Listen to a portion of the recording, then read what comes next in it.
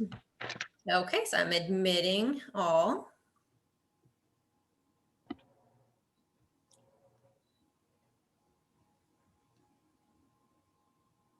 Good morning and welcome to our presentation today. I'm gonna give everyone a minute or two to get logged in. This is a Zoom meeting, which I'm sure most, if not all of us, have already participated in a Zoom meeting, but I will go over a few functions. My name is Carlene Cavalcik. I am the Executive Director of the Louisa County Historical Society. Marilyn Campbell, who is our Grant Program Manager, is also joining us today. I hope everyone's safe and well, enjoying a little bit of the warmer weather that we've been having. Okay, so people are still logging in. There is a chat room function. We will have an opportunity at the end of the presentation. If anyone would like to ask any questions, you can do so by the chat room, or you can also unmute yourself during the Q&A to ask a question. All right. Wonderful. It was supposed to mute everyone as they came on. If you are not muted, would you please mute yourself? I'm going to go through and kind of mute a few people. I must have not selected that option. Okay, so we're going to go ahead and get started. Welcome, everyone. Thanks for joining us to learn a little bit more about our current African American history programs. Water notice, or they've seen their. I apologize about people not being muted. I'll try to catch them and mute them as they come in. So my name is Carlene Cavalcik. I am the Executive Director of the Louisa County Historical Society. I have been with the organization for a couple of years now. I took over for Elaine Taylor, for those of you who know her. For those of you who are not familiar with the Louisa County Historical Society, we were formed in 1966. Our mission is to preserve and promote the history of Louisa County. We operate the Sargent Museum of Louisa County History in downtown Louisa, in the center of Louisa County, and that is a picture of our museum that you can see on this slide. We also operate the Heritage Farm Living History Site, which are some historic buildings that we have relocated to our property. And we do a lot of our hands-on programming, like our free family days, our hearth cooking, things like that, which unfortunately we've had to cancel due to COVID. We have an archive with over 15,000 items, an artifact collection with over 1,000 items, and a growing collection of oral histories in our care.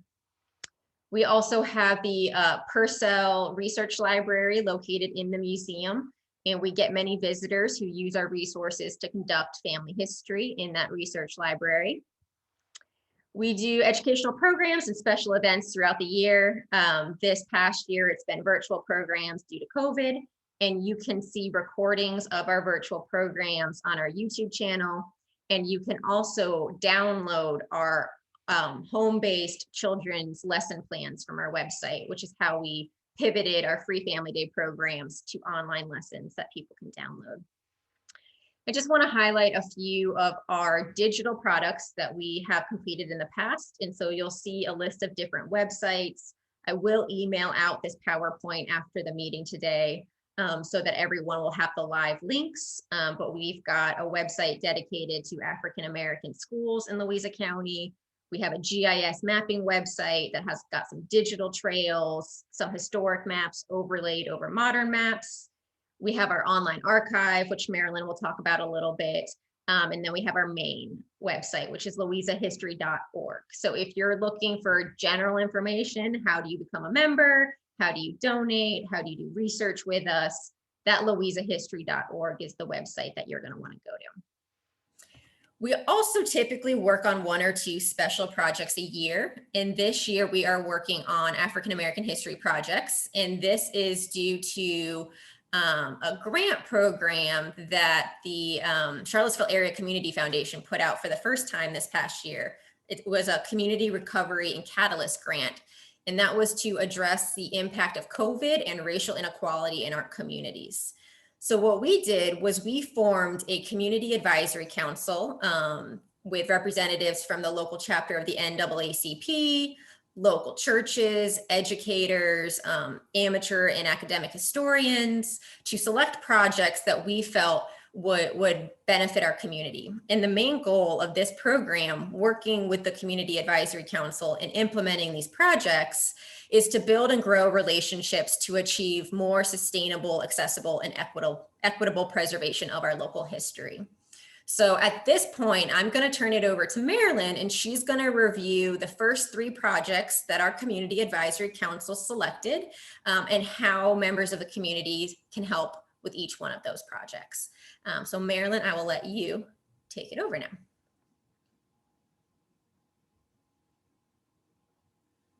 And make sure that you unmute.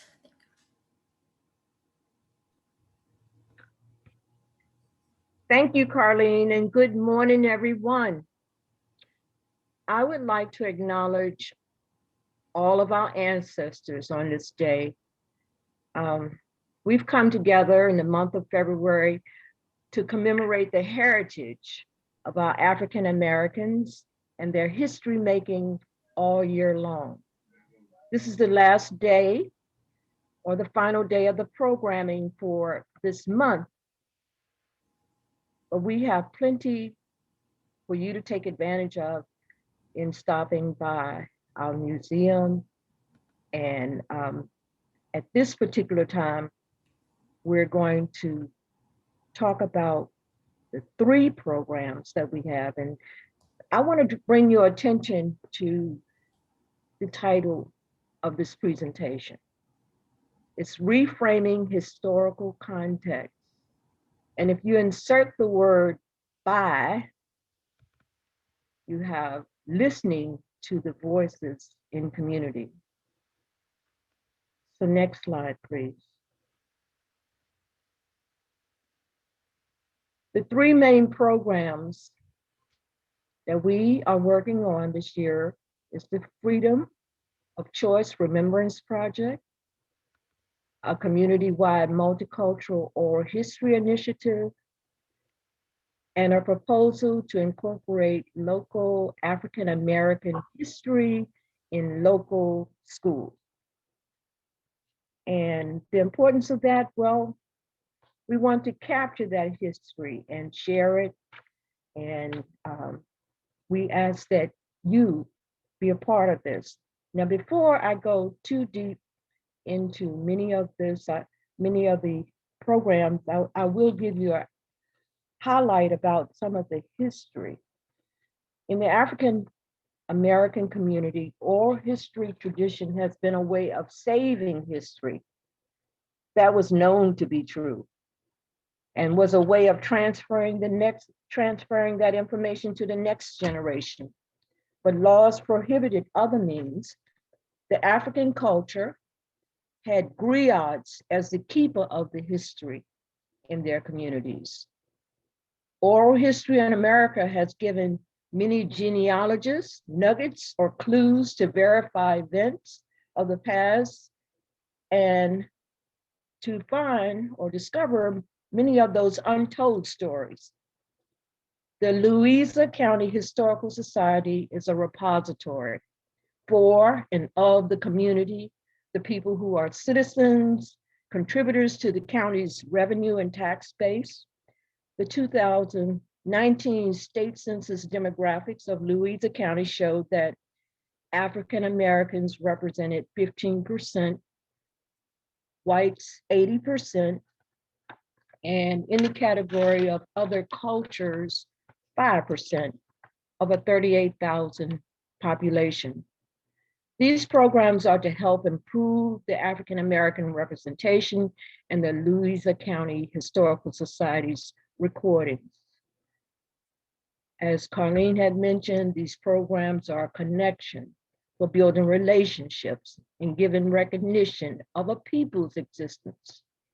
They had many roles they had to play, and it adds value to the education. Genealogical research, it gives context to historical events, and you have a better understanding of the era laws which restricted their advancement. So I've mentioned to you these programs, but before going through each program, I want you to have an understanding of the national reach the Freedom of Choice Plan had and influenced many of the Virginia communities. So what was the Freedom of Choice Plan? It was a plan devised by leaders in communities to remedy desegregation. It was a plan that was implemented 10 years after the United States Supreme Court ruled in Brown versus 2 in 1955, followed by the Brown versus Board of Education of 54 for school racial integration with all deliberate speed. So the deliberate speed was 10 years. Okay.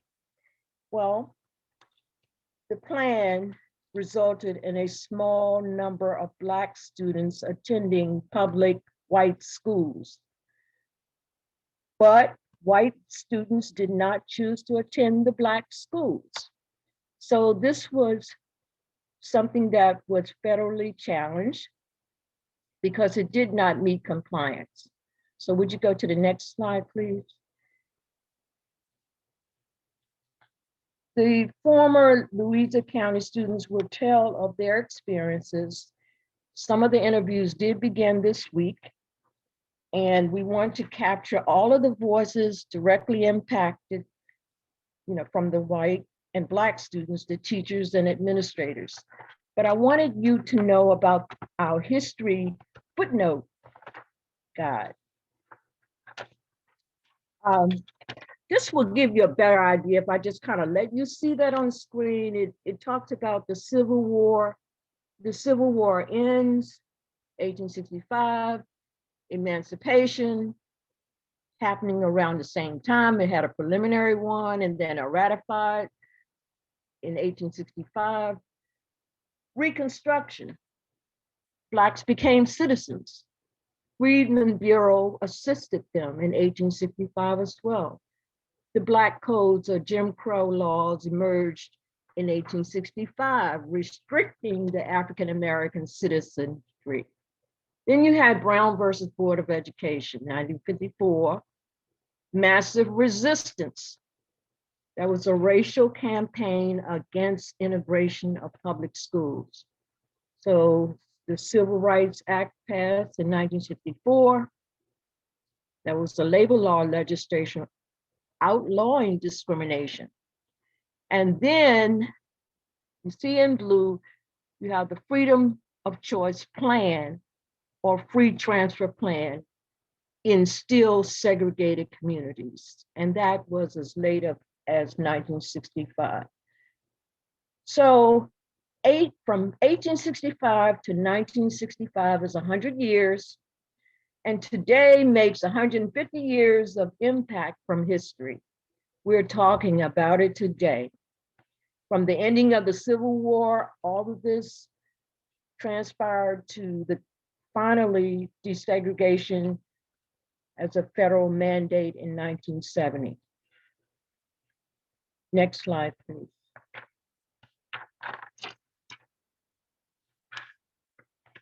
The Freedom of Choice Remembrance Project.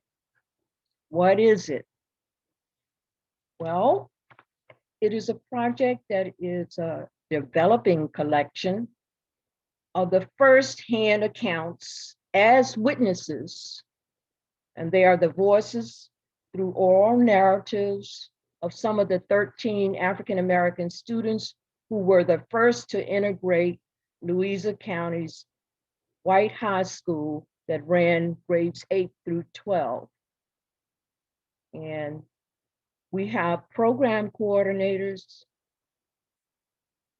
and Vernon Fleming is one of them. He's one of the 13 students, and also Carlene Cavalcik will be working with him on that. Next slide, please. In this slide, we want to talk briefly about the short-term goals and the future plans. It addresses some of the things we are trying to do with this, and it is the interviews. These are the short-term plans. We record the conversations and we create a collection as a resource. And some of the future things we want to consider, well, one in particular is a historical marker that would be a project of remembrance for a local historical marker. I do want to mention too that you see on the slide, provide historical records for future research to the school board records and board of supervisors records. These are under our short-term goals. And as I said, you see a few things we have. We may want to curriculum resource for fourth grade teachers. That is an idea that we have in mind, but on this particular year, we will be capturing the interviews, refining the video, and trying to put it in a form of a collection. Next screen, please. So out of this particular project, the Freedom of Choice Remembrance Project, we want to take away, remember those who came for change and their experiences. Next slide. How can you help with this FOC Remembrance Project? We have a few things listed. The main thing is spread the word about the project. And if you know of someone that definitely should be interviewed, please let us know. It could be a former classmate, a teacher, an employee, someone in administration. You can also share your ideas about a local marker that we will have as a future effort. We need volunteers in many capacities. So after the tape is done, we may need some assistance with web development, video editing, indexing, transcribing. And if you have those skill sets, please contact us. So we have a wish list. On that wish list, we have a graduation bulletin, yearbook, class rings, memorabilia that's related to this project are the kinds of things we're looking for. We have limited space for collections of artifacts that are not related to the project. So at this time, we are actually seeking these items, especially ads and posters and those kind of paper goods, report cards, and especially a prom and Friday night dance at the fire hall. Next slide. Oh, yes. The one prior, please. All right.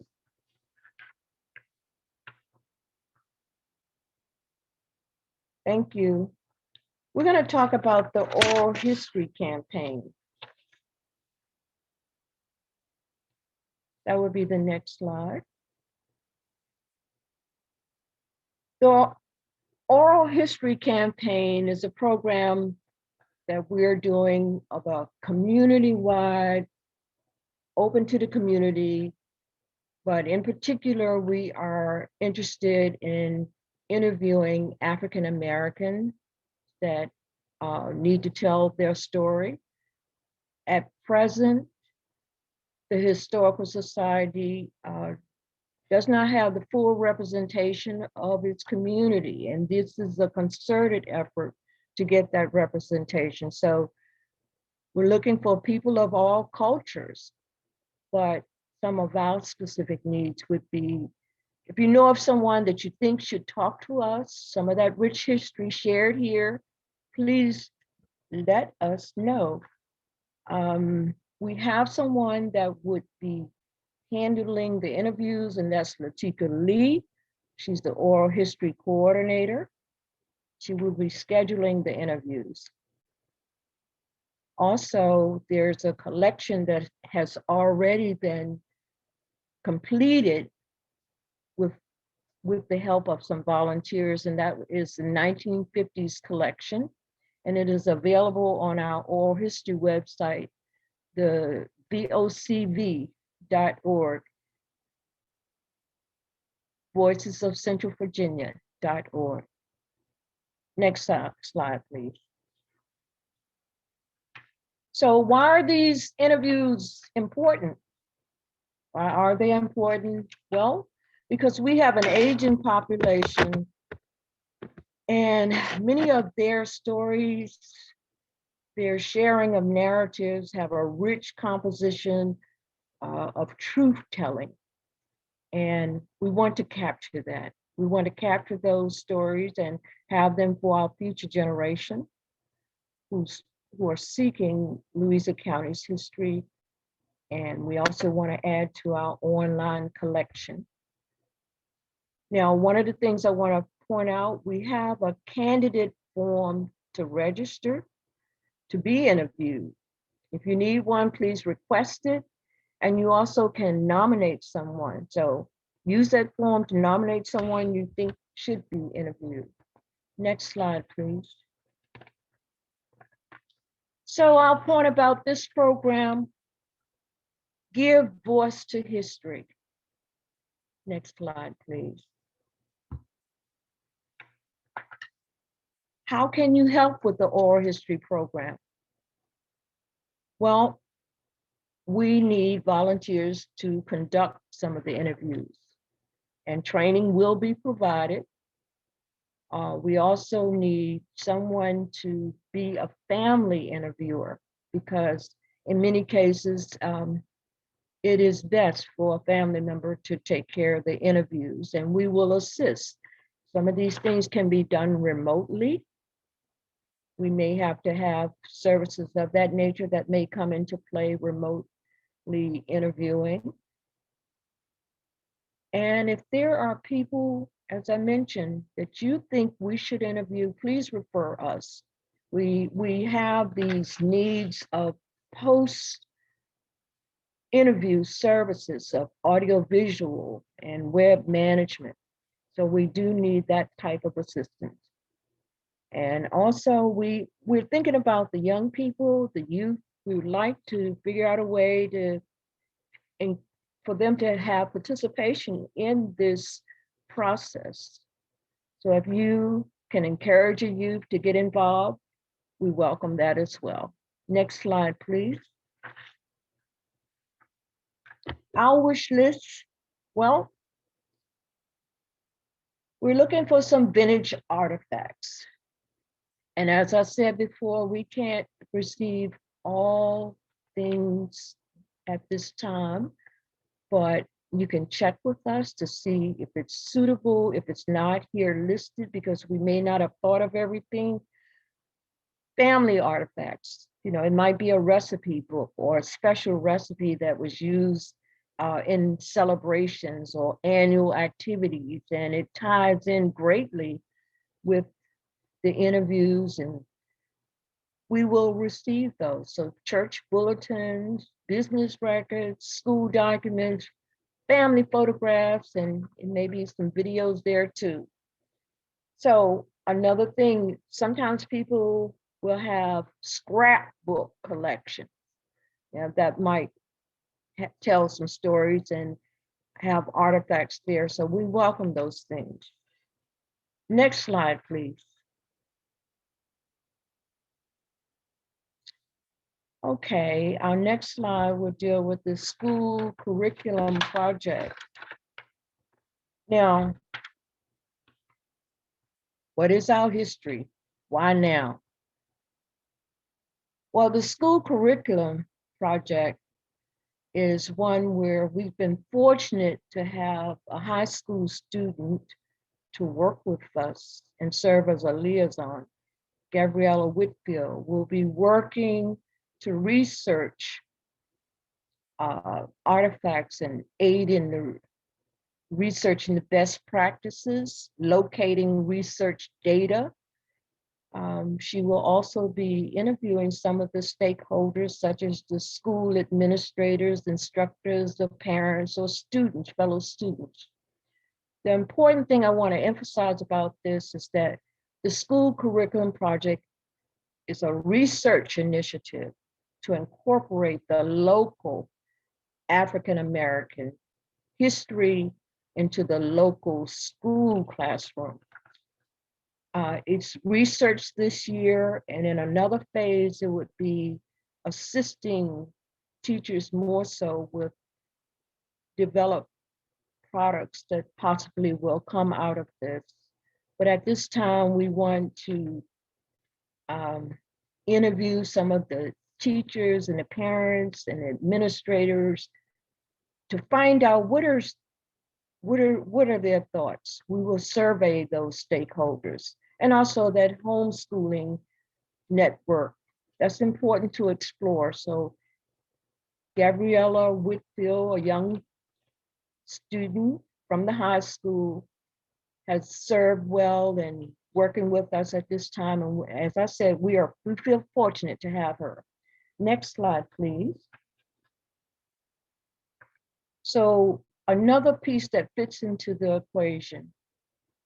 In the fall of 2020, there was a final report that came out from the Commission on African American History and Education for the Commonwealth of Virginia, and that allowed, well, it was sanctioned by the governor, and it allowed us to have another resource of knowing what the recommendations would be for improving Virginia's history in social science and standards of learning. So the Historical Society School Project will use the recommendations from that commission, and it'll also develop the links or resources for the teachers with primary and secondary resources. This is something that's an ongoing process. This is just one particular resource, but it's a very good one because it involves all-encompassing statewide regulations that makes us aware of and how it fits into the equation. Next slide, please. So the point with this particular proposal to incorporate local African-American history with local schools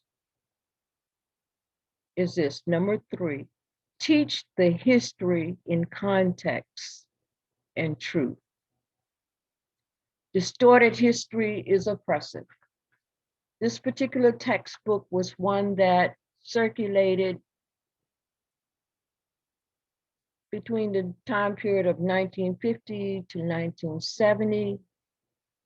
And one of the things that was so, well, a chapter in it covered how Negroes lived, and under slavery, they were happy as a slave. And that is very derogatory.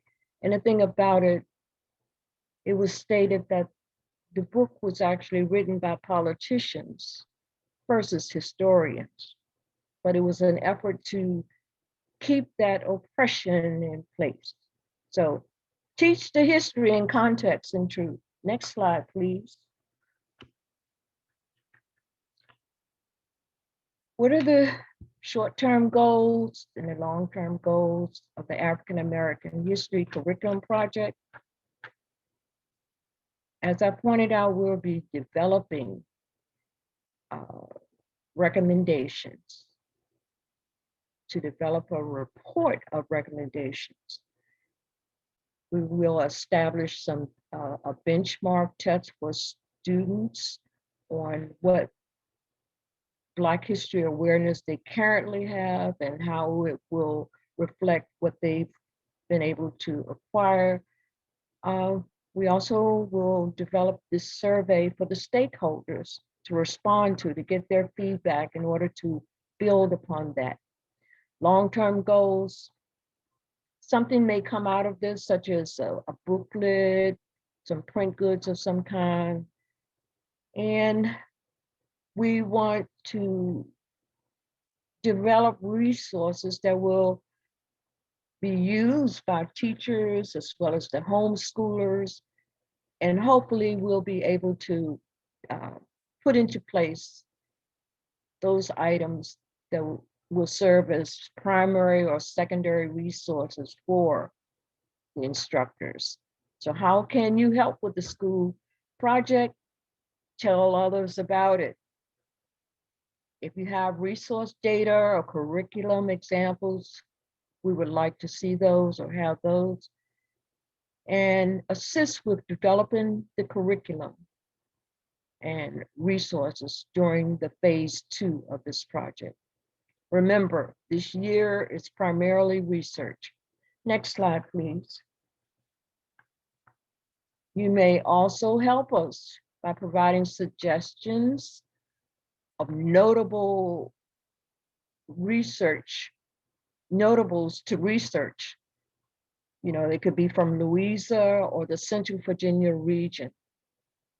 If you could suggest African-American notables that are national or even in the, well, have reached a national status, but have a base in Louisa or in the Central Virginia region, that's great. We want you to encourage youth and the faith-based community to become involved. Sharing with us information. As I pointed out before, that homeschooler network is one that exists, and we really don't have a whole lot of background on that. But if you do, please share that. You can refer some printing service donors to us. School educators, if they have interest or you have interest in working with us, we would love for you to come on and work on this project. And we need volunteers with computer tech skills for web development. These are things that you could consider on our wish list. So however you can assist, we welcome your assistance. Next slide, please. I'm listing some other ways to assist. Tell others about all the projects. You can follow us to stay abreast of our needs. You can become a member of the Historical Society, and you can donate to support these projects or host a fundraiser. We love fundraisers. Volunteer your time when you're available and visit our website. Our latest is the Voices of Central Virginia. You can also take time to write a blog article or podcast a story about the program. These are the kinds of things we need, and we can't do everything. We can't do it alone. That's why we're reaching out to you. And if you know someone you should refer, give us their name and we'll make that call. Next slide, please. So here are some wrap-up priorities. Well, we would like for you to refer interview candidates of the students and the teachers and the administrators for our Freedom of Choice Remembrance Project. Now, with the oral history campaign, interviews of elders are a priority. We do want more African-American representation, but just note that this is a campaign that's open to everyone. We need some names of unsung African-American notables from Louisa for the school history curriculum project. Next slide, please. Now, this slide is here. It's kind of unrelated, but related. You need to research history. And there's a website that we have, and it's the PiedmontVirginiaHistory.org. and it has resources from multiple counties in Central Virginia, including Louisa. And it's a great resource for African American genealogy research.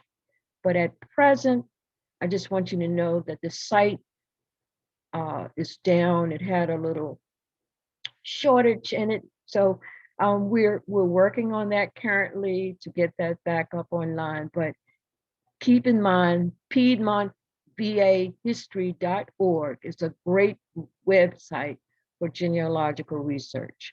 Next slide. Well, it brings us to the close of our presentation. But remember, Louisa voiced history, voiced the history. And here is our contact information. And it is time for our Q&A. And Karleen will be joining us again. But I just want to start the process of question and answers. Yes, thank you, Marilyn. Thank you for that great presentation about our 3 projects. You can ask questions